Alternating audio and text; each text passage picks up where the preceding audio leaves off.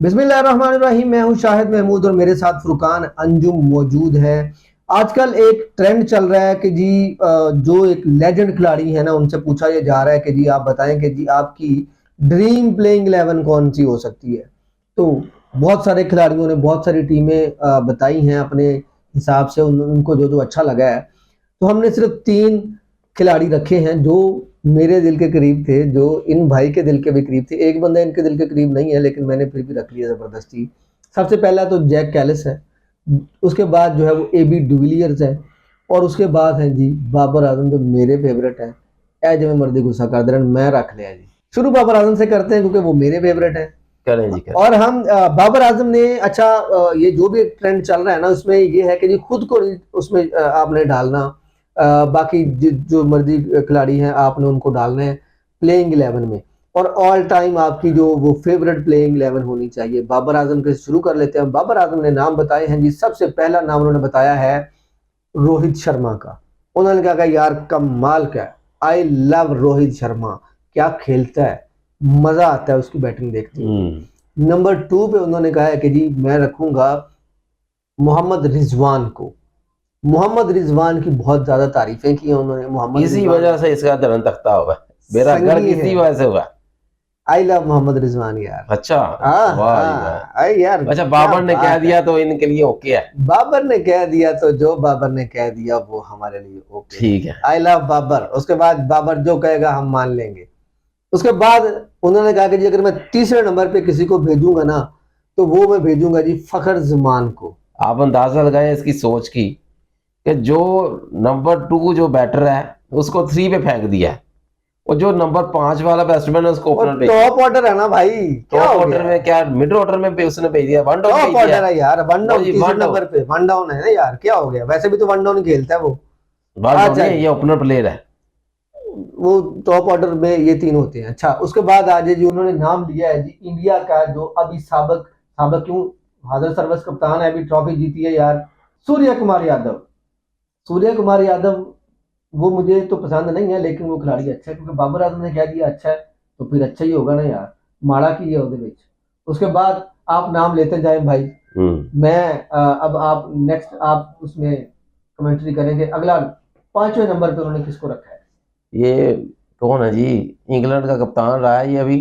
England का कप्तान है जी तो डेविड मिलर है। हाँ उसके बाद ये है जो लंबा बॉलर है इनका, साउथ अफ्रीका का लंबा बॉलर कौन है जी?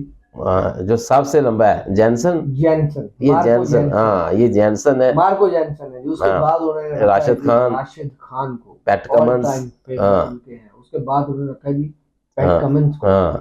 पैट कमिंस यार मैं उसको ग्रेट कप्तान मानता हूँ, ग्रेट बॉलर मानता हूँ। वो बंदा अपनी टीम को जो है ना वो थकी हुई मरी हुई टीम को उठा के बंदा एंड तक ले जाता है। अच्छा क्रेडिट है उस बंदे का। उसके बाद उन्होंने रखा है जी मिचेल स्टार्क को। मिचेल स्टार्क को बेहतरीन रखा है, फास्ट बॉलर, कमाल का फास्ट बॉलर है। उसके बाद इंग्लैंड के हैं जी मार्क वुड।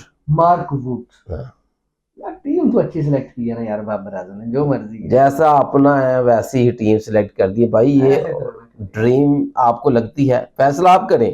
देखिए मैं आप पे फोर्स नहीं करता शाह साहब के ऊपर।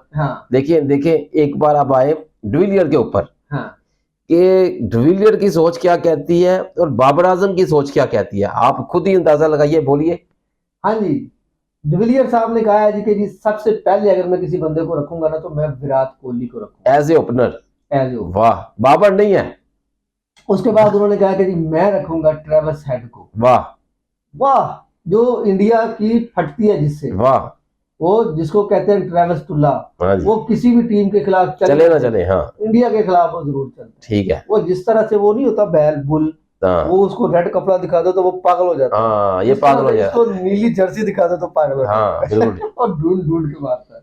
अच्छा जी उसके बाद उन्होंने रखा है जी कैमरन ग्रीन। हाँ जो हाल ही में आईपीएल का सबसे महंगा खिलाड़ी बिका है, तकरीबन 25.5 करोड़ में बिका है। अभी नहीं, वो पुरानी बात हो गई है। अब तो मतलब ये अभी खेलेगा। हाँ, ये मौजूदा। अच्छा जी उन्होंने कहा कि जी उसकी जो सबसे अच्छी बात है कि वो बॉलिंग नंबर 3 पे, हाँ वो बॉलिंग भी बड़ी अच्छी करता है और बैटिंग भी बड़ी अच्छी करता है। उसके बाद उन्होंने रखा है जी विकेट कीपर के तौर पे ऋषभ पंत को। ऋषभ पंत यार मेरा ऑल टाइम फेवरेट अच्छा। बैट्समैन है। कीपर भी अच्छा है लेकिन बैट्समैन तो कमाल है यार। उस बंदे का फुटवर्क को छोड़ दें आप, लेकिन वो बंदा खेलता और उनको हमें लंबा पहना पवे ना, वो छक्का छक्का जरूर मार देना पीछे करके, कमाल है यार। उसके बाद जी हेनरिच क्लासन, हेनरिच क्लासन क्या एक्सीलेंट, कमाल है ये साउथ अफ्रीका का खिलाड़ी जो उन्होंने रखा है। उसके बाद उन्होंने रखा है जी डेविड मिलर, किलर, जिसको मैं किलर कहता हूँ। हाँ। उसके बाद उन्होंने सुनील नारायण को रखा। उन्होंने कहा कि जी यह कमाल का मिस्ट्री स्पिनर है, और सबसे बड़ी बात उनकी ये है कि इसका जो है वो इकोनॉमी रेट भी इतना ज्यादा नहीं है। वो अगर आपको कहीं पे लगा कि जी मैंने स्कोर रोकने हैं तो आप वहां पे सुनील नारायण को ओवर दे सकते हैं और स्कोर वो रोक सकते हैं। उसके बाद उन्होंने रखा है जी राशिद खान को। देखिए एक प्लेयर कॉमन है, बाबर आजम ने भी राशिद को रखा था और इसी नंबर पे रखा था। अच्छा जी, उसके बाद उन्होंने रखा है जी रबाडा को। उन्होंने कहा रबाडा यार कमाल का बॉलर है, इसको होना चाहिए 9वें नंबर पे। उसके बाद उन्होंने रखा है जी इंडिया के भुवनेश्वर कुमार को। उन्होंने कहा कि यार कमाल की स्विंग करता है दोनों तरफ, और फास्ट बॉलर जो है वो बहुत ही आला है, बहुत ही कमाल का है। उसके बाद उन्होंने रखा है दी नंबर 1, मेरे भी फेवरेट है, बुमराह, द जसप्रीत बुमराह। यार बुमराह, आई लव बुमराह। देखिए अब आपको समय लगी है लेजेंड की और बाबर आजम की मेंटालिटी की, कि कैसे उसने किन लोगों को पिक किया और बाबर आजम ने किन लोगों को पिक किया। आगे चलते हैं, जैक कैलिस यार, लेजेंड जैक कैलिस। अपनी अपनी पसंद का हर लोगों ने जो है ना वो खिलाड़ी पिक किए हैं, इसमें कोई वो बड़ी बात नहीं है। जिसको जो पसंद है उसने वो पिक कर लिया। नहीं पसंद नहीं है, देखो मेरिट पे बात करते हैं ना। अब आप देखो मेरिट पे ही बात है ना। अब आप देखो जैक कैलिस ने किसको रखा है जी? सबसे पहले उन्होंने रखा है जी लेजेंड ब्रायन लारा को। उसके बाद उन्होंने रखा है जी सचिन तेंदुलकर को। यार अब देखें उन्होंने इस तरह के नाम लिए हैं कि कोई बंदा इस पे ना कर ही नहीं सकता। कोई बंदा ऐसी की तैसी नहीं जो बंदा ना करेगा। आज फिर तो वो नहीं उन्होंने अपने दौर के रखे हैं, उन्होंने अपने दौर के रखे हैं। हर बंदे ने अपने हिसाब से रखे हैं। उसके बाद उन्होंने रिकी पॉन्टिंग को रखा है। तो रिकी पॉन्टिंग को कौन बंदा ना कर सकता है, मुझे आप बताएं। तीसरे नंबर पे है भी बदमाश कप्तान रहा है वो। बदमाशी जिसने उसने की उसने कोई कर ही नहीं सका, पैदा होकर भी नहीं कर सकता। उसके बाद उस बंदे ने रखा है जी विराट कोहली को, ठीक है। फिर उसने रखा है जी एबी डिविलियर को। बनता है जी एबी डिविलियर को रखना, मिस्टर 360। उसके बाद उसने रखा है फ्लिंटॉफ को। क्या कमाल ऑलराउंडर। कीपर के तौर पे उन्होंने कहा कि मैं रखूंगा MS धोनी को। क्या बेहतरीन, ठीक है, माइंड, कप्तान, ब्रिलियंट, ठीक है। उसके बाद उन्होंने रखा है जी शॉन पॉलक को, ठीक है, अल्लाह आपका भला करे। फिर उन्होंने रखा है जादूगर स्पिनर शेन वॉन को, ठीक है। शेन वॉन जो है ना, अगर कोई भी बंदा किसी भी जगह पे किसी भी बंदे की अगर कोई बॉलर है उसकी बॉलिंग नहीं चल रही तो पाकिस्तान के खिलाफ मैच खिला दो, उसकी बॉलिंग चल जाएगी। कोई बंदा आउट ऑफ दी फॉर्म है, सारी जिंदगी वो मर गया, मिट्टी में रुल गया है, पाकिस्तान के खिलाफ खिला दो, उसकी जो है ना वो बैटिंग की फॉर्म आ जाएगी। विराट कोहली पाकिस्तान के खिलाफ फॉर्म आई है उसकी, देख लीजिए, ठीक है जी। इस बंदे की भी पाकिस्तान के खिलाफ फॉर्म अन्नी डाल दी थी। वो इतना जो उस बंदे ने, याद होगा आपको, वो उस बंदे ने स्पिन किया और पाकिस्तान के खिलाफ अन्नी डाल दी। उसके बाद उसने जो 2 प्लेयर को रखे हैं बैक टू बैक, दोनों पाकिस्तानी। सबसे 10वें नंबर पे उसने रखा वसीम अकरम को। उसने कहा जी स्विंग का सुल्तान है, वाकई स्विंग का सुल्तान है उस बंदे ने रखा है। उसके बाद रखा है जी वकार यूनुस को। क्या उन्होंने कहा क्या कमाल के यॉर्कर मारते हैं। और अब ये जो है ना जैक कैलिस की सोच है, ठीक है भाई, ये जैक कैलिस की प्लेइंग 11 है। उसने कहा कि जी सारी जिंदगी अगर मुझसे आप पूछेंगे तो मैं यही कहूंगा कि मेरी यही प्लेइंग 11 होनी चाहिए और यही होगी। लेकिन तो देखिए थोड़ा सा उन्होंने और भी अपनी अपनी प्लेइंग 11 दी है, लेकिन ये जो 3 थी ना, मैंने सोचा कि जी ये आपको बताना जरूरी है कि लोगों का माइंडसेट क्या है।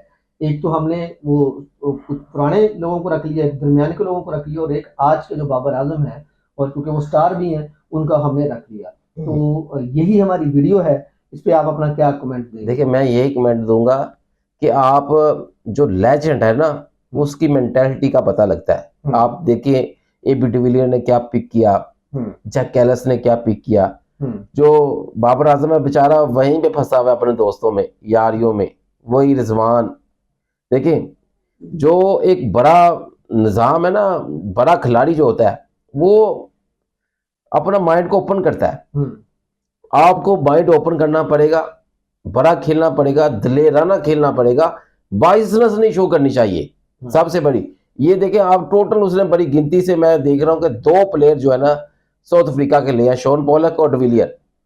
ऐसे जैक कैलिस को ले लें और सोच समझ के दुनिया के जो प्लेयर लिए ना उन्होंने, कि यार धोनी पर मैं बजाते खुद मैं सोचता था कि यार कब धोनी रिटायर हो और पाकिस्तान की जो जीत है ना वो शुरू हो। धोनी बेचारा रिटायर होके चला गया, लेकिन उसने ऐसी टीम्स जो है सिलेक्ट करके चला गया कि आप उसको भी नहीं हरा पाए।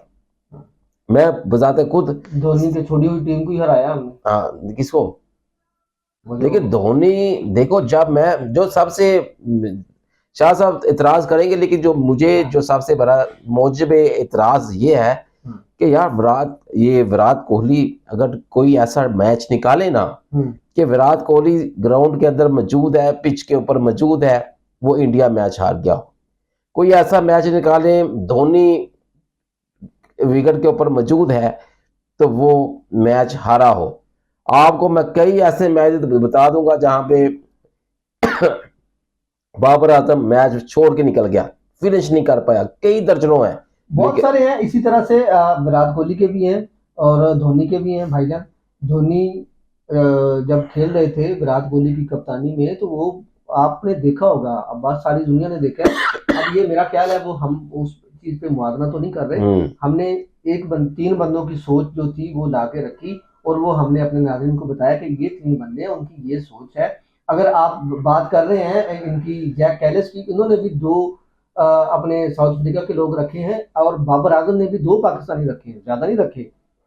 इन्होंने भी 2 रखे, उन्होंने भी 2 रखे, इसमें तो कोई बड़ी बात नहीं। फिर इनका मैच करवा दें आपस में, मैच करवाते हैं भाई इनका, चलो खिला देते हैं, खिला देते हैं। ये बेचारा जाएगी। शेन वॉर्न तो डेथ हो गई ना उनकी, वो तो नहीं आके खेलेंगे कबर से। ये तो अब देखें, ये उस तरह से उन्होंने एक मैच नहीं है, लेकिन बात यह है कि एक मेंटेलिटी का पता लगता है कि यार एक बंदा कितना जो है ना स्ट्रॉन्ग है, कितना स्ट्रॉन्ग है, कितना स्ट्रॉन्ग है, और वो बंदा किस तरह की सोच रखता है। मैं ये समझता हूँ कि जैक कैलिस ने बड़ी अच्छी टीम का चुनाव किया है। नंबर 1 पे जैक कैलिस को रखता हूँ, डिविलियर को नंबर 2 पे रखूंगा, और उसके बाद बाबर आजम कोई पीछे भी जगह होती तो पीछे नीचे लेके जाते। मतलब आप ये कह रहे हैं कि 3 यार तुक बनता था इसको, 3 खिलाड़ी अगर दौड़े हैं तो बाबर आजम को आपने तीसरे नंबर पे नहीं, सूर्या कुमार की कोई जगह बनती थी, आप मुझे ये बताएं। ये यार जगह सूर्या कुमार की क्यों नहीं जगह? अब मेरा ख्याल है कि इंडिया उसको निकालने जा रहा है कि भाई आपकी परफॉर्मेंस नहीं इतनी अच्छी रही, उससे बेहतर तो आप कई और प्लेयर हैं। मैं इसके ऊपर पूरी वीडियो आपके साथ बना सकता हूँ भाईजान। उसकी कप्तानी में 2024 में वो बंदा कप्तान बना है जब उन्होंने वर्ल्ड कप जीता था T20 का। अच्छा। इसकी रोहित शर्मा की कप्तानी में वो रिटायर्ड हुए तो इनको कप्तान बनाया उन्होंने। 52 मैच खेले उसकी कप्तानी में और इंडिया ने 42-42 मैच जीते हैं। नहीं यहाँ पे ऐसे देखो यहाँ पे ऐसे कैप्टन की नहीं बात कर रहे, आप निकालें उसका, नहीं देखें रिकॉर्ड निकालें, रिकॉर्ड में आपको निकाल के ऊपर पूरी वीडियो बना लेंगे कि क्या इसने पाया क्या खोया। हम बिल्कुल कब क्या पाया क्या खोया इसके ऊपर हम एक वीडियो बनाते हैं। हाँ दिखाएं, स्पेशली वीडियो देखें। बात ऐसी नहीं करनी चाहिए, बात फैक्ट के ऊपर करनी चाहिए कि क्या इसने, भाई मैंने तो कभी जिंदगी में नहीं देखा कि ये चलाओ। बिल्कुल ओके हो गया जी, बिल्कुल फैक्ट बात। अभी इसका एक मैच तो मैं आपको अभी ताजा बता देता हूं। इंडिया जो है पहला ही मैच हारने वाला था उसके यूएसए के खिलाफ T20 वर्ल्ड कप का। आपने देखा नहीं कि उसी बंदे ने खड़े होके उस बंदे ने पूरा 84-85 स्कोर बनाया और अपनी टीम को ले गया। उसकी सारी टीम तो आउट हो गई थी, 6-7 खिलाड़ी आउट हो गए थे उसके 7-8 ओवर में। तो वो बंदा खड़ा रहा, एंड तक खड़ा रहा, वो लेट के लंबे पैके इधर छक्के उधर छक्के, उस बंदे ने अपनी टीम को मुश्किल वक्त से निकाल के एंड तक वो बंदा खेला, मैच फिनिश करके गया। हालांकि पहली बारी थी लेकिन वो इतने स्कोर बना के गया कि अपनी टीम को पांव पे खड़ा कर दिया उस बंदे ने। वही बड़ी अचीवमेंट। एक आधा मैच निकल जाता है। हेलो एक आधा इस पे आपको भाईजान पूरी की पूरी एक नई वीडियो हम डालते हैं, बनाते हैं, हमारे साथ रहिएगा। अगर आपको हमारी ये वीडियो अच्छी लगी हो तो आप कमेंट करके बताइएगा और हमारे चैनल को सब्सक्राइब जरूर कीजिएगा।